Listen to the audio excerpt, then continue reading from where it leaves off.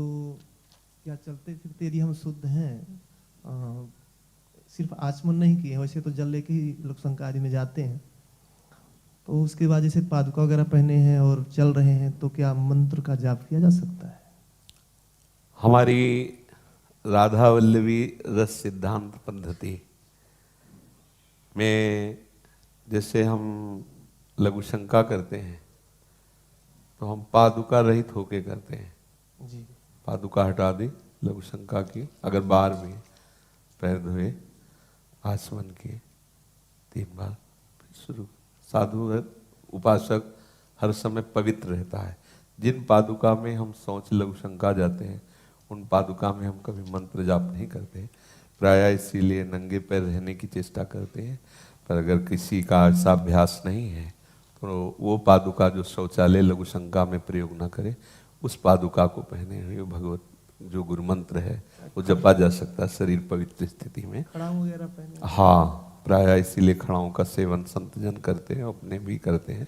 पहले तो इसीलिए नंगे पैर रहते थे कि हमारे निज मंत्र के जप में व्यवधान न पड़े, पर फिर गुरुदेव भगवान की आज्ञा भई कि शौचालय और लघु शंका में प्रयोग किए हुए पादुका में मंत्र न जपें, बकाया साधु हर समय जप सकता है, उपासक जब पवित्र हमारे वस्त्र सब ऐसा। और दूसरी बात है कि पवित्रता का फल है शरीर से राग रहित हो जाना, शरीर के प्रति घृणा बुद्धि हो जाना। पवित्रता का परिणाम, जितने शौचाचार पवित्रता है उसका परिणाम, उसका फल है शरीर से घृणा बुद्धि हो जाना, शरीर के राग का त्याग हो जाना। यही सच्ची पवित्रता है, शरीर का राग त्यागना ही सच्ची पवित्रता है। हमारा स्वरूप हर समय परम पवित्र है और भगवद स्मृति परम पवित्र है। अपवित्र पवित्रो वा सर्वावस्थांगतोपि वह यह स्मरेत पुंडरीकाक्षम सवायाभ्यंतर शुचि। वो वाह और अभ्यंतर से परम पवित्र हो जाता है जो पुंडरीकाक्ष कमलनयन भगवान श्री हरि का नाम स्मरण करता है। तो मंत्र में उसी नाम को श्रृंगारित करके कहा जाता है और कोई खास बात नहीं है।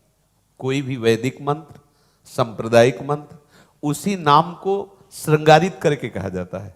जैसे सीधे हम बोले राधा वल्लभ, अब जब मंत्र बोले तो उसे और पूज्य और अपनी भावना जोड़ दी गई, वही मंत्र का अर्थ है। जितने भी मंत्र हैं, जैसे भगवान शंकर, नाम शंकर शिव शिव शिव, और उसे और महामहिमा में प्रणव और नमः लगा करके मंत्र वैदिक हो गया। वासुदेव तो प्रणव और नमः लगा करके ईश्वरी में भगवत शब्द का प्रयोग करके और श्रृंगारित करके उसे मंत्र कह देते हैं। जितने भी मंत्र हैं मूल उसमें नाम ही है, उसको श्रृंगारित करके आचार्यों ने उसको महामहिमा में वर्णन किया गया। तो प्रायः कभी कोई पवित्र नहीं रह सकता, क्योंकि ये शरीर राग ये सदैव पवित्र ही रखता है। जैसे हम स्नान आदि कर चुके तो हम मानते हैं कि हम पवित्र हो गए, यह है पवित्रता का लक्षण सद्वैई भाषा में। क्योंकि जब हम शरीर को अपना मानेंगे तो वासनाओं का सूत्र चलता रहेगा, तो अपवित्रता तो बनी हुई है ना। अगर भगवत स्मृति के प्रभाव से देह भाव का विस्मरण होने लगे, अब हम वास्तविक पवित्रता में आ रहे हैं। अपना स्वरूप ना कभी अपवित्र हुआ था, ना है, ना कभी होगा, क्योंकि वो अमल है। जो चेतन है वो अमल है, वो सहज परम पवित्र है। प्रभु का नाम कभी किसी भी स्थिति में अपवित्र नहीं होता, वो तो महापवित्र करने वाला है। अब ये अपवित्रता क्या है? शरीर ही तो है ना अपवित्र, शरीर राग ही तो अपवित्र है ना, क्योंकि हम कभी शरीर थे नहीं, कभी शरीर है नहीं, कभी शरीर रहेंगे नहीं। शरीर को मैं माना, इस अपवित्रता को मिटाने के लिए शौचाचार का पालन होता है। और जिस दिन इस अपवित्रता का नाश हो जाता है उसी दिन उसकी अवधूत स्थिति कही जाती है कि अरे तो अवधूत है, परमहंस है, अर्थात स्वरूप को प्राप्त महापुरुष है। हमें खास बात भगवत स्मृति में देखनी, थोड़ा शौचाचार, इतना शौचाचार पे भी ना जाए कि भगवत स्मृति का तार टूट जाए, क्योंकि खास बात शौचाचार नहीं है, खास बात भगवत स्मृति है और भगवत स्मृति ही परम पवित्र है। एक स्थिति ऐसी भी आती है जिसमें शरीर काम नहीं करता, शौच लघु शंका आसन में ही पड़े हो रही, प्रगट में कोई सेवा में नहीं है और पूर्ण लीला का चिंतन हो रहा, मंत्राकार वृत्ति है। ऐसी भी तो स्थिति आती है। तो दिखाया महापुरुषों ने कि खास बात शौचाचार नहीं है, खास बात है भगवत चिंतन। और भगवत अनुरागी, भगवत चिंतन करने वाले को भगवान बहुत प्यार करते हैं। तो गोविंद स्वामी यही कह रहे थे कि इसको डांटो, यहां तो आप इतना आचार करके फिर अंदर इसकी सेवा में, वहां भंगी के लड़के के साथ खेल रहा था, वहां हम सोच में बैठे थे, ये अकौड़ा के फल मार रहा था, इसको डांटो। देखो प्रभु को कौन सा आचार पसंद है? प्रेम। प्रेम परम पवित्र है। वो हमारा स्वरूप, हमारे प्रीतम की स्मृति ये कभी भी बाधित नहीं होती। जो सांसारिक राग से युक्त शरीराभिमानी जन हैं, उनको उस अभिमान से मुक्त होने के लिए पवित्रता का, शौचाचार का पालन करने का विधान बनाया जाता है। शौचाचार ही सर्वस्व नहीं है, शौचाचार का फल है शरीर राग रहित हो जाना। तो गुरुजनों ने ऐसी आज्ञा करी कि साधक हर समय पवित्रता का निर्वाह करे। जैसे कभी शौच आदि गए तो वो जो वैष्णव पवित्रता है, इसके बाद हम हर समय पवित्र ही रहते हैं। लघु शंका गए तो उसके भी संयम है कि इस तरह से करने पर हम पवित्र हो गए, हर समय भजन परायण रहे। जो पादुका शौच और लघु शंका में प्रयोग नहीं की जाती, उस पर हम मंत्र जप सकते हैं, ऐसे हमारे सदगुरुदेव भगवान ने आज्ञा करी थी। नाम स्मरण तो हर समय किया जा सकता है। नाम स्मरण तो पूछो मत, उसके लिए तो कोई विधान ही नहीं है। किसी भी स्थिति में शौच में भी बैठे हुए नाम जपा जाता है, और जपते ही है। नाम आसिक ऐसा थोड़ी कि शौच में नाम छोड़ दें, ऐसा नहीं है।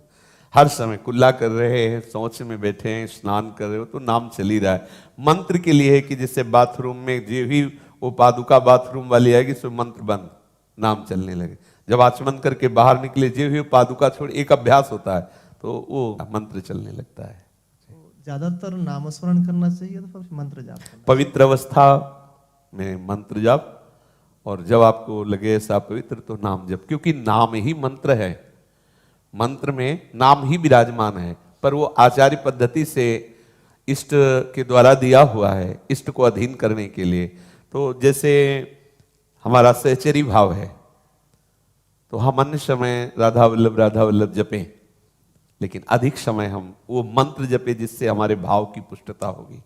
नाम जप से निश्चित परम कल्याण है, पर भाव देश की प्राप्ति, जो जैसे एक ही कृष्ण नाम 10 लोग जप रहे हैं, अब एक उसमें सखा भाव वाला, एक दास्य भाव वाला, एक गोपी भाव वाला, एक सहचरी भाव वाला, मंजरी भाव, इन भावों की प्राप्ति के लिए आचार्य गुरुदेव का आश्रय वो नाम दिलाएगा, और फिर वो जो मंत्र मिलता है वो मंत्र भावदेह की प्राप्ति कराता है। अब हमें भावदेह प्राप्त करके श्री जी की सेवा में जाना है, इसलिए अधिक समय हम मंत्र में दें और शेष समय नाम में दें। जैसे महाराज जी सवेरे सवेरे कुछ गो सेवा वगैरह बनती है, तो उस समय स्नान वगैरह तो नहीं रहता है, तो परम पवित्र रहता है। साधक तो हर समय पवित्र रहता है। हाँ, मंत्र ही जपते हैं। हमारा शयन भी परम पवित्र है, क्योंकि कोई गृहस्थ तो है नहीं। बाबा जी को क्या हो, तो हर समय समाधि में ही रहता है, हर समय पवित्र ही रहता है। क्योंकि हमारी अपवित्रता के 2 ही कारण हो सकते हैं, शौच लघु शंका, उसमें हम संयम का निर्वाह करते हैं। हमारा शयन भी भगवदानंद में होता है। हमको इस शयन केवल निद्रा के लिए थोड़ी करते हैं, भगवत स्मृति में डूबे हैं। जब नींद आ गई जगे तो फिर भगवत स्मृति में। तो हम गौ सेवा कर रहे हैं, या सोहनी लगा रहे हैं, या हम नाली साफ कर रहे हैं, हम अपवित्र नहीं है। नाली साफ कर रहे हैं, गंदगी साफ कर रहे हैं, लेकिन वो हमारी पूजा है। हम स्नान के हुए, तिलक लगाए हुए करो, मंत्र जप रहे हैं, नाली साफ, वो हमारी पूजा है। उसमें मतलब थोड़ा और भावना बनाए, हम सेवा में है, सेवा परम पवित्र है। जैसे कोई रोगी है, अब उसके हमें शौच धोना है, कपड़े धोना कोई, तो हम उस सेवा में अपने को अपवित्र नहीं मानेंगे। जैसे ठाकुर सेवा ऐसे जीव सेवा है, सेवा परम पवित्र होती है। हम उपासना में हैं तो हम मंत्र जपते हुए उसकी शौच धोएंगे, उसके कपड़े धोएंगे, पवित्र करेंगे उसकी। लेकिन हम जब शौच जाएंगे तब हमारी वो केवल शरीर राग त्याग के लिए शौचाचार है। मुख्य बात यह है, सच्चिदानंद प्रभु के सिवा दूसरा कुछ है नहीं, चाहे वो जड़ हो चाहे चैतन्य हो। ये बात समझ गए तो सब परम पवित्र हो गए। समझ में आ रहा है जी? कोई शक है इसमें? श्रोतव्य, कीर्तव्य, स्मर्तव्य, इनमें से अपनाने योग्य ज्यादा कौन सा साधन है? सबका सार तो स्मृति ही है, पर स्मृति तभी जागृत होती है जब हमारा श्रवण कथन पुष्ट होता है। श्रवण से ही शरणागति प्रारंभ होती है। श्रवण सुजस सुनि आयो, प्रभु भंजन भव भीर, त्राहि त्राहि आरत हरन सन सुखद रघुवीर। भक्ति का प्रारंभ भी श्रवणम कीर्तनम स्मरणम विष्णुपाद सेवनम। श्रवणम, श्रवण तो श्रोतव्य सबसे पहला है, इतना श्रवण करे कि हमारी श्रवणेन्द्री में जो व्यभिचार दोष है वो नष्ट हो जाए। व्यभिचार दोष श्रवणेन्द्री का है, अन्य बातें सुनने की आकांक्षा होना। जब जिनके श्रवण समुद्र समाना, कथा तुम्हारी सुभग सरिनाना, भरे ही निरंतर पर हो ही न पूरे। ये श्रवणेन्द्री अव्यभिचारणी हो गई। है हमारी वाक इंद्री, केवल इष्ट के ही जस का वर्णन करना, नाम कीर्तन करना, नाम रटना, इससे हमारी वाक इंद्री। इन दो का बहुत बड़ा प्रभाव होता है, श्रवणेन्द्री, वाकेंद्री। फिर तीसरे में आता है नेत्रेंद्री। बस तीन से ही हमारी साधना बनती और बिगड़ती है, हमारी नेत्रेंद्री और हमारी वाकेंद्री और हमारी श्रवणेन्द्री। अगर ये तीनों भगवत, तो फिर हमारी स्मृति जागृत हो जाएगी। हमारा मनन वही होता है जो हम देखते हैं, सुनते हैं, बोलते हैं, वही मनन होता है। जो मनन होता है असली भजन वही माना जाता है। अभी जैसे हमारी स्मृति जागृत नहीं हुई तो असली भजन नहीं है। हम भजन की चेष्टा कर रहे हैं, अभी भजन नहीं। भजन तब माना जाता है जब अखंड स्मृति जागृत हो जाती है। समस्त शास्त्रों के स्वाध्याय का, समस्त साधनाओं का फल स्मृति जागृत हो जाना। और नष्टो मोहा स्मृति लब्धा तो प्रसादान मयाच्युता। स्मृति सार बात भजन का है। स्मृति उठते बैठते चलते फिरते, माला बिना माला के, ग्रंथ स्वाध्याय के बिना स्वाध्याय के, हर समय वो चलता रहे, भगवती स्मरण चलता रहे। कभी लीला चिंतन, कभी नाम चिंतन, कभी गुरुदेव, कभी रसिक जन, ये सब उसी स्मृति के अंतर्गत आता है। निरंतरता बनी रहे और स्मृति पूर्ण। जैसे अपने लोग साधन भागवतिक करते हैं लेकिन स्मृति संसार की होती है, इसलिए आनंद का अनुभव नहीं होता। हमें लगता है अगर क्रियाएं संसार की हो और स्मृति प्रभु की हो तो भगवदानंद में वो छका रहेगा। स्मृति लब्धा, सब शास्त्रों का, सब साधना का फल है स्मृति। भगवत स्मृति में डूबा हुआ उपासक, जो कबीरदास जी कहते चलते फिरना, उठना बैठना, ये सब क्रियाएं करते हुए ठाड़े बैठे परे उताना, कबीर कायम रहे ठिकाना। ठिकाना मतलब स्मृति, भगवत स्मृति पर है। डॉक्टर मनमोहन जी, मान मंदिर परसाना से। श्री हरिवंश महाराज जी के चरणों में साष्टांग प्रणाम। मैं डॉक्टर मनमोहन जी बिहार से हूँ। मैं रामानुज संप्रदाय से दीक्षित हूँ। राधा कृष्ण की कृपा से मैं ब्रजवास कर रहा हूँ। अपने इष्ट श्रीमन नारायण एवं राधा कृष्ण के ध्यान एवं अपने गुरु प्रदत्त मंत्र के जप में कैसे सामंजस्य स्थापित करूँ? हाँ, कठिनता तो पड़ती है, क्योंकि जो मंत्र है, जो आराध्य देह, उसमें सहजता होती है। जैसे श्रीमन नारायण भगवान का स्मरण, नारायण भगवान का कीर्तन, नारायण भगवान की महिमा श्रवण और नारायण भगवान का ध्यान, तो ये सांगोपांग उपासना बड़ी सरलता हो जाती है। अब जैसे हमारी मंत्र पद्धति और ध्यान पद्धति नारायण भगवान की है और प्रियता श्यामा श्याम में, तो इसमें कठिनता पड़ती है स्वाभाविक, क्योंकि जिसकी प्रियता होती उसकी तरफ मन खिंचता है और वो मन हमारा मांगता है कि हम श्यामा श्याम ही बोलें, श्यामा श्याम ही सुने, श्यामा श्याम ही देखें। मन की मांग हो जाएगी जब प्रियता हो जाए। अगर प्रियता नहीं तो फिर वो ऐसे जैसे अपने घर में हम सब देवी देवता विराजमान की आराधना कर रहे हैं, तो वो मतलब गौड़ भक्ति है, अभी प्रेम लक्षणा की तरफ प्रादुर्भाव नहीं हुआ। पर जब प्रेम लक्षणा भक्ति आती है तो फिर जहां आप हैं, यहां साधन करते हुए भी साधक को एक जलन स्थिति प्राप्त होती है। ये अनुभव की बात है। अब वो कैसे बैठा ले, भावना कैसे बैठा ले? मंत्र चल रहा नारायण का, आराध्य देव नारायण है और प्रियता श्यामा श्याम की घसीट रही। फिर एक दिल तो बरबस आप चिल्ला ही पड़ोगे कि मैं नहीं जी सकता आपके बिना, क्योंकि अत्यंत प्रेम का लीला विलास ब्रज क्षेत्र, वृंदावन क्षेत्र है और वही श्रीमन नारायण है, वही श्री श्यामा श्याम है। पर श्रीमन नारायण के वैभव से भी सरस श्यामा श्याम की जो अत्यंत रसमयी लीला है। श्री ध्रुवदास जी कहते हैं, शिव श्रीपति अर्थात नारायण यद्यपि ललचाही पर मन प्रवेश तिन्हों को नहीं। अब सोचो किस महामहिमा की बात कर रहे हैं। तो जब इधर रंगीली छबीली जोरी की तरफ मन ललचाएगा तो फिर धर्म भ्रष्ट होने की संभावना है, पक्का। नंददास जी से गोस्वामी तुलसीदास जी ने यही कहा कि बस केवल बंसी का ही तो अंतर है यार, काहे को राम जी को छोड़ दिया भाई, हमारे तुम गुरु भाई हो, कि ऐसी क्या तुमने कमी देखी राम जी में। तो उनका इसमें कमी बेसी की बात रही है। हमारा गुरु जी ने नाम नंददास क्यों रखा? पहले से उनको पता था कि आगे चल करके ये बिगड़ जाएगा। अब हम क्या करें, इसकी माधुरी ललित त्रिभंगी छवि और बंसी ने मुझे बावरा बना दिया है।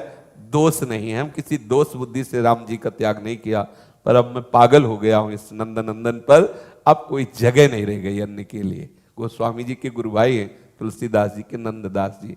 ये प्रीति न काहू की कानि विचारे, मार्ग अपमार्ग विथकित मन को अनुसरत निवारे। जब इधर वास्तविक श्यामा श्याम से प्रेम हो जाएगा तब फिर ये बुद्धि काम नहीं करती।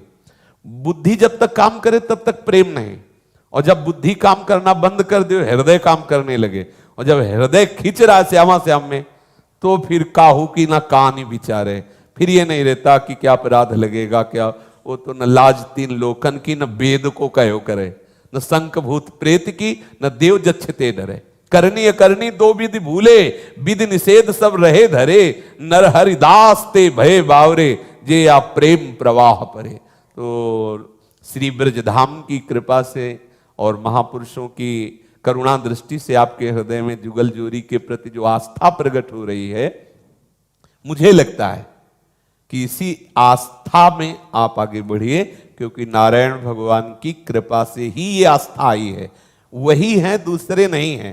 पर रस विलास जो उनका ये है, इससे बढ़कर कोई रस विलास नहीं है। इसलिए वो कृपा आप पर किए, आपकी साधना परिपक्व हुई, आपके गुरुजनों ने कृपा कटाक्ष से देखा, तब आपको नारायण के भी द्वारा वंदनीय प्रिय ब्रजधाम वृंदावन धाम श्यामा श्याम का नाम रूप ये आपको दिया। ये मुश्किल से समझ में आएगी, अगर आ गई बात तो पक्का समझ लो नारायण की उपासना फलीभूत हुई है, जो तुम्हें ललित त्रिभंगी लाल और अत्यंत लाडली भोरी सखी के प्रति आपकी प्रियता बढ़ रही, अहो भाग्य है। ये कोई दोष नहीं, समस्त साधनाओं का परिणाम है, ये परम फल है। श्रीपाद प्रबोधानंद जी को जब वृंदावन रस का चस्का लगा, नाच पड़े, और जानते हो एक शब्द उन्होंने कहा कि वृंदावन में मैं व्यभिचार प्रवृत्ति से रह सकता हूं, लेकिन वृंदावन के बाहर श्री कृष्ण प्रेम में उन्मत्त होकर मैं नहीं रहना चाहता। अगम्यागमन का मतलब व्यभिचार प्रवृत्ति होती है। आश्चर्य लगा कि इस कोटि का ब्रह्मबोध प्राप्त महापुरुष ऐसी बात बोल गया, वृंदावन में मैं ऐसे रहना पसंद कर सकता हूं, अर्थात इतना भी गिर जाऊं तो मैं रहना यहीं पसंद करूंगा, लेकिन बाहर श्री कृष्ण के प्रेम में उन्मत्त होकर नहीं रहना चाहता। श्री भट्ट देवाचार्य जी महाराज कह रहे हैं, विपिन राज सीमा के बाहर हरिहू को न निहार। कुछ देखा, कुछ पाया महापुरुषों ने, वो अलभ्य लाभ जो न भगवान श्री नारायण में और न भगवान श्री द्वारिकाधीश की लीला में, वही है, दूसरे नहीं है। इसमें कोई न समझे कि हमें कोई संशय है, संशय तो महादेव ने ही निपाट दिया था। ये तत्वबोध का संशय तो उधर ही खत्म हो चुका था। अब यहाँ तो खेल है, प्रेम रस का खेल। तो महाराज जी आगे के जीवन फिर क्या करें? अब तो राधा रानी की कृपा से नारायण से बात करो, नारायण से।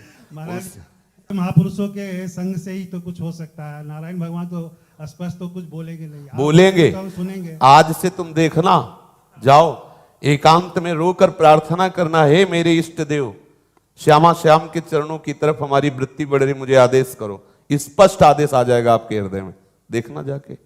आप इंतजार करो, जाओ, वचनों पर विश्वास रखो। आप एकांत होकर के आंतरिक और रोकर नारायण से कहो, हे प्रभु आप हमारे प्रीतम हो, आप हमारे आराध्य देव हो, गुरु प्रदत्त आराध्य देव हो, प्रभु आप मुझे मार्ग दीजिए। श्यामा श्याम के नाम रूप की तरफ जो आकर्षण हो रहा है, आप हमें मार्ग दीजिए। वो अंदर आ जाएगा कि जाओ वहां जुड़ जाओ, ऐसे चल जाओ, आ जाएगा।